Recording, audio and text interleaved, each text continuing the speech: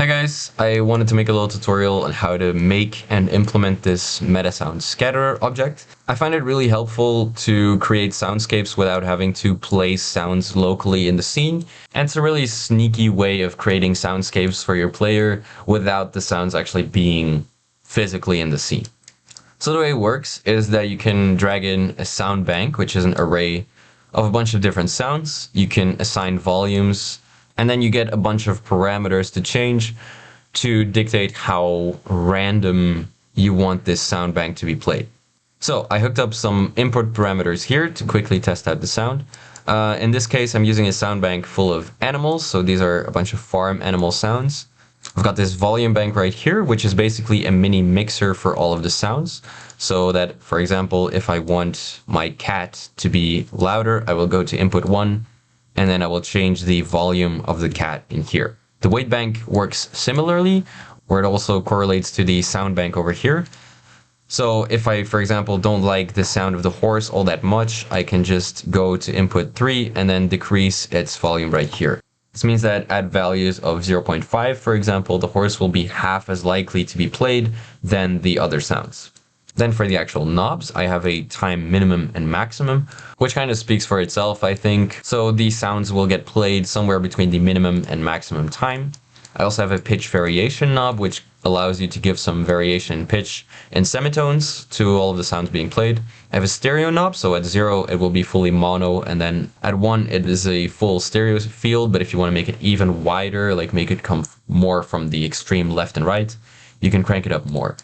Then this random gain parameter allows you to give some volume difference to the individual sounds, where at values of 0, every sound will play at the same standard volume, and at higher values, the volume can duck all the way up to 0. And then finally, I have a gain knob, which I think more nodes should implement. It's just easier to quickly set the gain in here. All right, let's hear what it sounds like.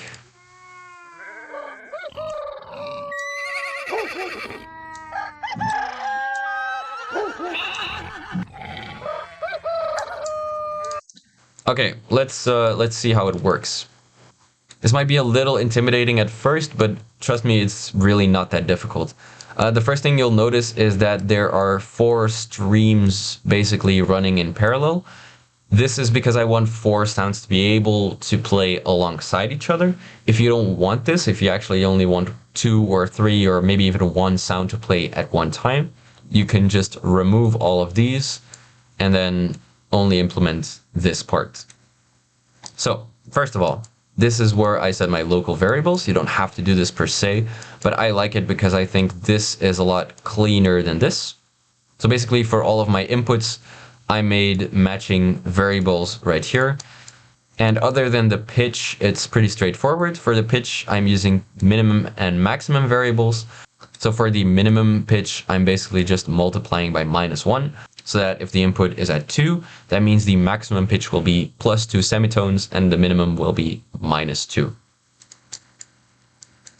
Okay, the first thing that happens when you hit play is that this clock gets triggered. And the way it works is there's this trigger repeat that sends out whenever the next sample can be played. So this trigger repeat has a period that basically constantly changes between the time minimum and time maximum. It gets a random value here, but since it should always change basically, there's another trigger repeat that resets the randomizer every time. So this value right here is basically the refresh rate of the clock itself. I find that 0.5 seconds works fine for me. If you want it to be even more responsive, you can put a lower value like 0.2 or something. Alright, so this triggers at a random time and then goes into this next section. So this is where the sample gets selected from the sound bank. Sound bank goes in here and the weight bank goes in here. The weight bank is actually initialized at values of 1. I find this to be the easiest so that if this is left empty, all of the sounds will basically have an equal chance of playing. There's then a trigger sequence, which basically alternates between the different parallel trains of nodes right here. So if you only want 1 sound to be playing at the same time, you will just connect this right here and then remove all of this.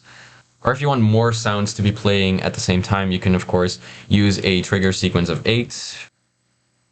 like so, and then you can expand it even more.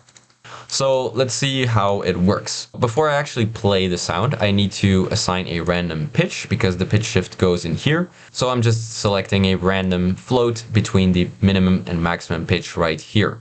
This is why I calculated the minimum over here, just so that I don't have to do it for all of these. When the random pitch has been selected, then the sound can actually be played. The wave asset is taken all the way from here. And then as it plays, it will get a random pan right here. Before I explain how the random panner works, the volume gets assigned here. It gets taken from the volume bank, and the index is again all the way from here. So where the sample gets selected from the array, it will also output the index. The index can then be used to see which volume gets associated with which sample. This value is then used as a gain parameter here in the stereo mixer. And then finally, the overall sound gets multiplied by the gain parameter. Okay, so that's basically how it works. Let's now look at the random panner. The first step is remixing the stereo. So I'm working with stereo samples here, and often you'll see that the left and right channels are a little different from each other. So the first thing that I do is I remix them a little using a random between 0 and 1. Which then becomes the gain of the left channel, and the inverted signal of that becomes the gain of the right signal. This means that you will get a mono sound where sometimes you'll hear more of the left input and sometimes more of the right input. If you're starting from mono samples, you don't actually have to use this. You can just use this as your input node, basically. The next thing I'm doing is setting this random gain right here. So it's another randomizer where the maximum value is just 1, where the audio output gets multiplied by 1. And if you have a higher randomness in here, you will get more chance of playing a quieter sound. The last block over here is where the actual panning happens. So it's yet another randomizer between negative and positive 1. This value is then multiplied by the stereo, so that if you only want a little bit of stereo, you'll use lower values. And if you want it to be extra wide, you'll crank it up more. It then gets clamped to the actual range that the stereo panner accepts. And there you have it. That's a full random stereo panner. All right, that's how it works. Let me know if you have any questions about this. If anything was a bit unclear, I'd be happy to explain more in the comments. Bye, guys.